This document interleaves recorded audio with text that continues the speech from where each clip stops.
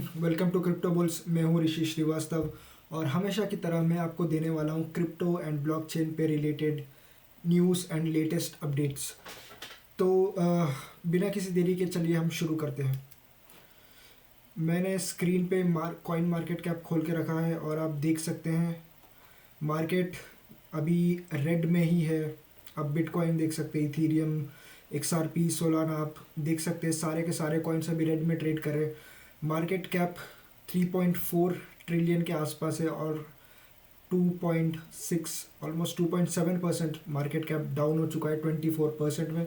अब अगर हम फियर एंड ग्रीड इंडेक्स पर नज़र डालते हैं तो अभी न्यूट्रल है और बिटकॉइन का डोमिनेंस 58.45% के आसपास है, जो कि अगर आल्ट कॉइन का रैली जो हम एक्सपेक्ट कर रहे हैं कि आएगा, तो वो जब बिटकॉइन का डोमिनेंस और कम होगा तब हम आल्ट कॉइन्स में एक रैली देख सकते हैं। अगर मैं 24 आवर्स में देखूँ तो बिटकॉइन वापस से 100,000 के आसपास आ चुका है। वहीं पे XRP 5% डाउन। इथीरियम में हफ्तों से, महीनों से कुछ हुआ नहीं है। इथीरियम में सब लोग होप लगाए बैठे हैं, स्पेशली जो इथीरियम अभी भी होल्ड करते हैं, जो काफ़ी सालों से होल्ड करते हैं, वो अभी भी वेट कर रहे हैं एक इथीरियम में रैली आने का, क्योंकि ना ही मार्केट में ज़्यादा पैसा आ रहा है, स्पेशली क्रिप्टो मार्केट में, ना ही इथीरियम में पैसा आ रहा है। इवन थ्रू ETFs जो लास्ट ईयर लॉन्च हुए थे, उसके बावजूद इथीरियम में उतना पैसा नहीं आ रहा है जितना पैसा बिटकॉइन के ETFs में आ रहा है। और XRP अच्छा परफॉर्म कर रहा था, कर रहा है एक्चुअली, अभी भी थर्ड पोजीशन पे आके बैठ गया है। आप देख सकते हैं पहले XRP कहाँ नीचे था और आज टॉप थर्ड क्रिप्टो करेंसी है XRP, which is a very good. XRP का मैंने लास्ट वीडियो में भी एक न्यूज़ दिया था, जो XRP अच्छा परफॉर्म कर रहा है, जिस तरीके से XRP एक्सपैंड कर रहा है ग्लोबली और नए नए स्टेट्स में उसने लाइसेंसेस अटेंड करे थे, वो सब था XRP के बारे में news. So XRP is doing very good. And जब से ट्रम्प आ गए हैं और जो XRP के जो रिपल लैब्स के जो CEO है ब्रैड गार्लिंग हाउस, वो भी काफ़ी बार ट्रम्प के साथ मीट कर चुके हैं। तो हम XRP पे काफ़ी फोकस रखेंगे और प्रॉबली फ्यूचर में ऐसा होगा कि जो US क्रिप्टो करेंसीज है या US में जो कंपनीज है जो क्रिप्टो स्पेस में काम कर रही है, उनके टोकन्स में एक अच्छा रैली बनता हुआ देख सकते हैं। तो उनसे रिलेटेड, US से रिलेटेड, US में बिल्ट एंड US के जो क्रिप्टोस है उन पे ध्यान रखना।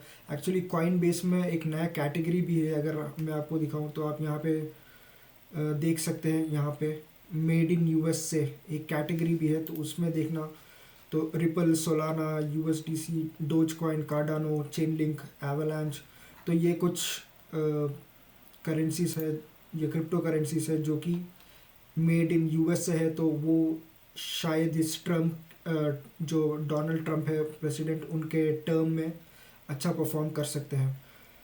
एंड अगर मैं 24 आवर्स का टॉप गेनर्स का लिस्ट देखूँ तो एक्चुअली मार्केट एकदम ही फ्लैट है, मतलब, और या तो फ्लैट में है या रेड में है।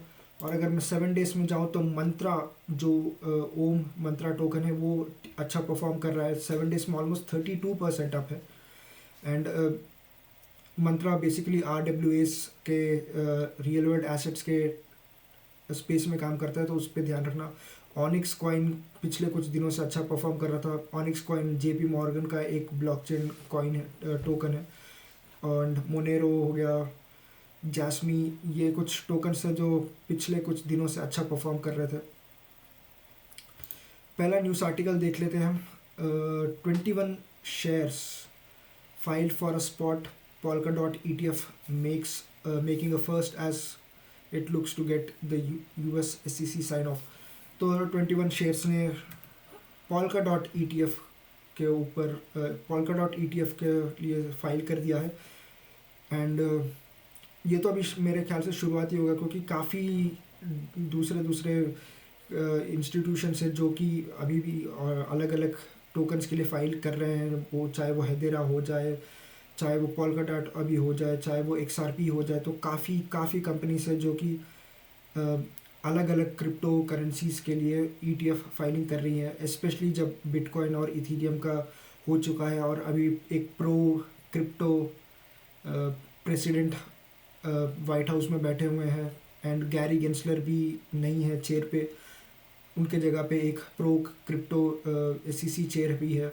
तो वो एक काफ़ी बेनिफिट होगा कि काफ़ी इजीली लग रहा है कि काफ़ी इजीली ईटीएफ हो जाएंगे। जैसे गैरी गेंसलर के टर्म में जो एसईसी का चेयर था, वो जिस तरीके से क्रिप्टो करेंसीज के पीछे भाग रहा था, जिस तरह से हार्श ट्रीट कर रहा था, वो इस अब नहीं होगा। इतना तो हमें भरोसा है इस एडमिनिस्ट्रेशन पे। अगला आर्टिकल है, grey scale launches dose coin trust calling meme coin tool for global financial inclusion. तो ग्रे स्केल ने डोज कॉइन के लिए डोज कॉइन ट्रस्ट के लिए अप्लाई लॉन्च कर दिया, अप्लाई ने लॉन्च किया है डोज कॉइन ट्रस्ट, जो अगर अगर अच्छा खासा रिस्पॉन्स मिला तो शायद कुछ टाइम के बाद इसको भी एक ईटीपी या इलेक्ट्रॉनिकली ट्रेडेड प्रोडक्ट में, बेसिकली ईटीएफ में कन्वर्ट कर देंगे। सब तो ऐसे शुरू होता है, पहले तो सब एक ट्रस्ट के फॉर्म में ही शुरू होगा, फिर जब वो अच्छा परफॉर्म करेगा, उसको ज़्यादा पैसा आएगा, अंदर इन्फ्लोस होगा, तो वो एक ईटीएफ भी बन जाएगा, अगर एससीसी का, ऑफकोर्स एससीसी का परमिशन के बाद ही। Next is Wall Street is betting 30 trillion RWA tokenization market prospects.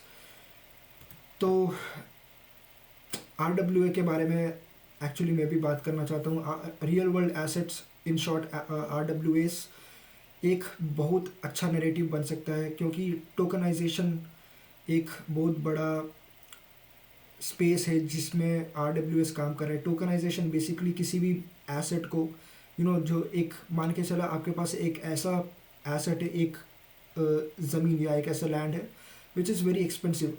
As a common man, मेरे पास उतना पैसा नहीं है कि मैं वो एक लैंड खरीद सकूं, बट अगर उस लैंड को टोकनाइज कर दिया जाए ब्लॉकचेन पे, तो उस लैंड को बेसिकली, उस लैंड का जो टोकनाइजेशन होगा, उसमें वो लैंड को काफ़ी छोटे छोटे टुकड़ों में बांट दिया जाएगा, और उस छोटे छोटे टुकड़ों को मैं होल्ड कर सकता हूँ as a, if I invest in that.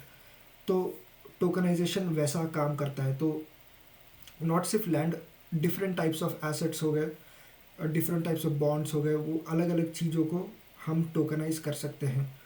तो RWA स्पेस में काफ़ी क्रिप्टो करेंसीज है, जैसे आप ऑन्डो फाइनेंस देख लीजिए, हम ओम मंत्रा देख सकते हैं, हम चेन लिंक देख सकते हैं, एवेलांच देख सकते हैं। ये सारे इस स्पेस में काम करते हैं, और मेरे को ऐसा लगता है कि RWAs इस बुल सीज़न में एक अच्छा खासा नैरेटिव बन सकता है। तो उस पर ज़रूर ध्यान रखिए। एंड ऑफकोर्स ये कोई एडवाइस नहीं है, कोई इन्वेस्टमेंट एडवाइस नहीं है, बट आप अपना रिसर्च कीजिए प्लीज़, एंड उसके बाद ही किसी भी टोकन में आप इन्वेस्ट करें। बट मुझे ऐसा लगता है RWAs, पर्सनली मुझे ऐसा लगता है कि RWAs एक बहुत बड़ा नैरेटिव बन सकते हैं इस बुल सीज़न। मैं आपको कुछ कॉइन्स बताऊंगा, उस पर आप काफ़ी ध्यान रखिए। ऑन्डो हो गया, ऑन्डो फाइनेंस काफ़ी बड़ा प्लेयर बन सकता है इसमें, क्योंकि वो काफ़ी सारे स्पेसेस में काम करता है। काफ़ी स्पेसेस जैसे RWAs, एक तो मैंने बता दिया। पेफाई एक नया टर्म जो last year I think Solana के जो टीम में किसी ने, या टीम सोलाना का कुछ इवेंट चल रहा था, उसमें उन्होंने ये एक टर्म कॉइन किया था पेफाई, जो कि पेमेंट फाइनेंस है। वो उस बारे में मैं नेक्स्ट वीडियो में आपको और डिटेल में बताऊंगा, क्योंकि मैं भी उस बारे में थोड़ा और जानने की कोशिश कर रहा हूँ। But basically payment finance, decentralized payment finance ऐसा होगा। तो Ondo real world assets and PayFi में अच्छा प्लेयर बन सकता है। तो ऑन्डो पे ध्यान रखना, अच्छा एवेलांच पे स्पेशली ध्यान रखना, क्योंकि एवेलांच एक बहुत ही अच्छा L1 है, काफ़ी अच्छा परफॉर्म भी करता है। मतलब अगर हम एवेलांच का चार्ट देखेंगे तो अभी तो कुछ एवेलांच चल नहीं रहा है, मतलब काफ़ी डाउन है, बट एवेलांच भी RWA स्पेस में काफ़ी अच्छा परफॉर्म कर रहा है टोकनाइजेशन में। वो एक one of the biggest players है एवेलांच, स्पेशली काफ़ी एंड ऑल्सो मैंने काफ़ी न्यूज़ आर्टिकल्स पढ़े जहाँ पे काफ़ी डीप इन प्रोजेक्ट्स हो गए। Uplink I think one of them. Uplink एक डीप इन प्रोजेक्ट है, वो एवलांच पे शिफ्ट हो गया था। बेसिकली एवलांच पे है अब, वो एवलांच को यूज़ करता है। तो एवलांच, ओंडो, चेनलिंक, तो डेफिनेटली चेनलिंक एक बहुत बड़ा ऑरेकल है।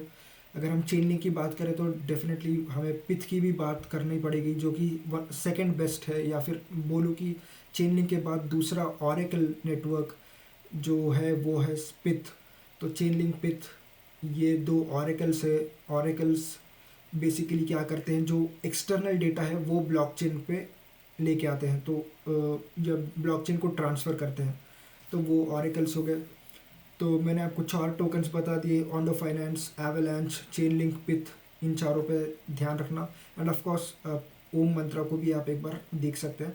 बट अगेन आप अपना खुद से रिसर्च कीजिए। मैं बोल रहा हूँ इसीलिए आप ब्लाइंडली किसी भी चीज़ में इन्वेस्ट मत कर देना। मैंने रिसर्च करके, मैंने अपना रिसर्च करके मैंने आपको कुछ टोकन्स लिस्ट डाउन कर दिए हैं। बस आप उन टोकन्स पे आप ज़्यादा ध्यान रखिए, उसके बारे में ज़्यादा रिसर्च करिए, क्योंकि ये मेजर प्लेयर्स है उस पर्टिकुलर स्पेस में। इसलिए अगर नेक्स्ट आर्टिकल देखें तो Trump's World Liberty Financial buys another 10 million worth of ईथ।